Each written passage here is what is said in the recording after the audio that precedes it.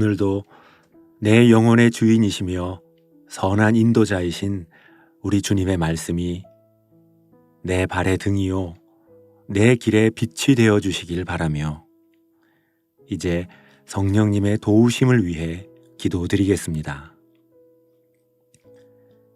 성령 하나님, 이 시간 저희들 주님의 말씀을 들을 때에 잠들어 있던 영혼이 깨어나게 하시고 혼란스러웠던 마음이 좌로나 우로나 치우치지 않게 해주시며 허탄한 곳을 바라보던 저희들의 눈이 진실되고 영원한 가치에 눈뜨게 되는 은총 누리게 해 주옵소서. 예수 그리스도의 이름으로 기도드립니다. 아멘. 이제 하나님께서 오늘 우리에게 주신 말씀을 읽겠습니다. 먼저 구약 성경 다니엘 2장 44절 말씀입니다. 하늘의 하나님께서 결코 무너지지 않을 나라를 세우실 것입니다.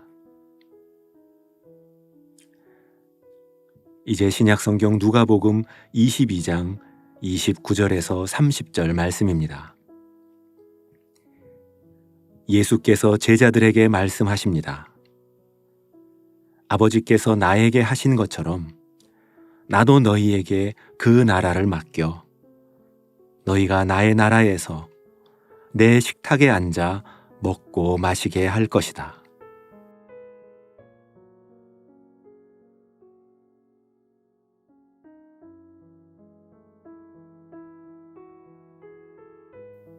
이번에는 순서를 바꾸어 다시 읽겠습니다. 예수께서 제자들에게 말씀하십니다. 아버지께서 나에게 하신 것처럼 나도 너희에게 그 나라를 맡겨 너희가 나의 나라에서 내 식탁에 앉아 먹고 마시게 할 것이다. 하늘의 하나님께서 결코 무너지지 않을 나라를 세우실 것입니다. 이제 내 마음에 부딪혀오는 표현이나 말씀들이 있었다면, 그리고 하나님께서 나에게 주신 그러한 모습과 이미지가 있었다면 그 말씀과 마음 가운데 잠시 머물며 묵상하겠습니다.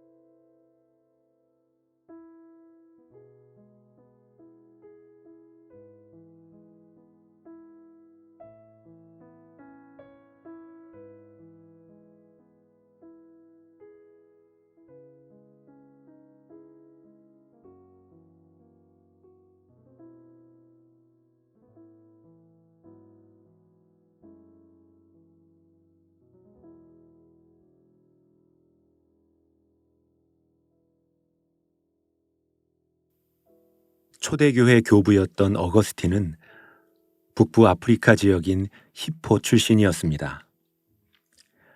그런데 그는 강대했던 로마 제국이 고트족의 침략으로 무너지는 모습을 지켜보았고 로마의 피난민들이 그가 살고 있었던 지금의 알제리 지역까지 밀려드는 모습을 보면서 큰 충격을 받게 됩니다.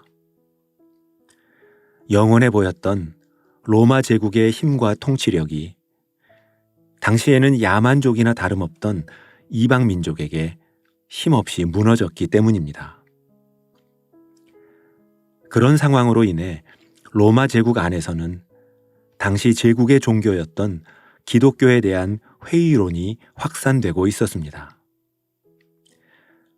로마가 기독교를 받아들인 이후 하나님께서 자신들의 나라를 지켜주실 거라는 믿음이 깨졌기 때문입니다.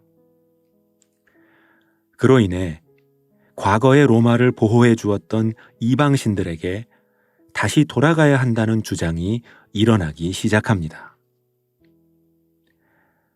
그때 어거스틴은 하나님의 도성이라는 책을 저술하게 됩니다.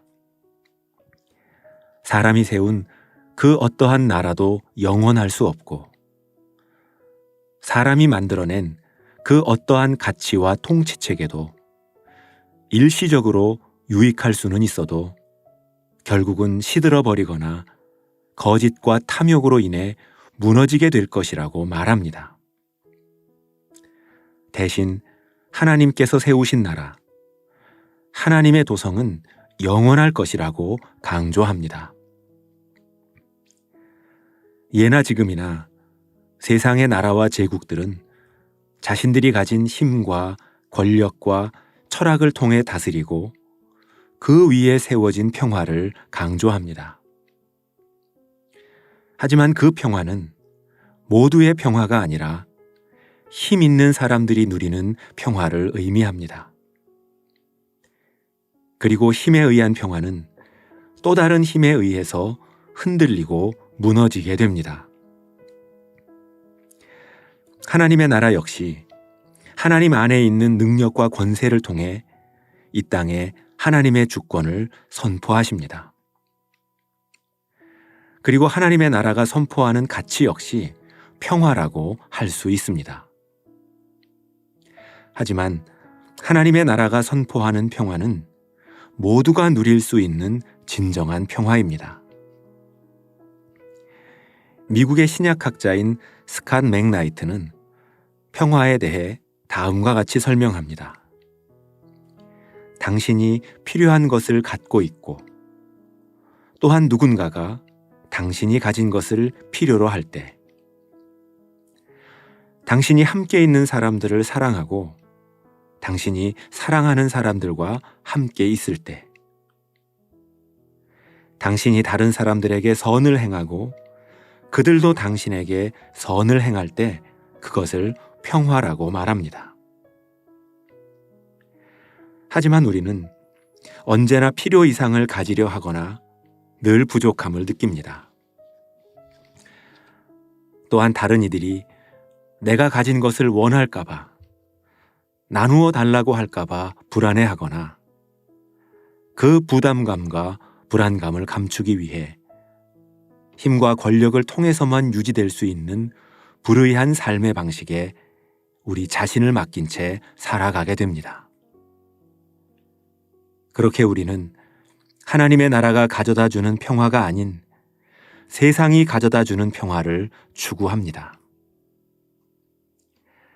하지만 예수님께서 이 땅에서 사람들을 고쳐주신 것, 죄인들을 용서하신 것, 버림받은 사람들을 가까이 하신 것, 이 모두가 우리에게 하나님 나라를 미리 보여주시고 또한 그 나라에 우리를 초대해 주신 것입니다.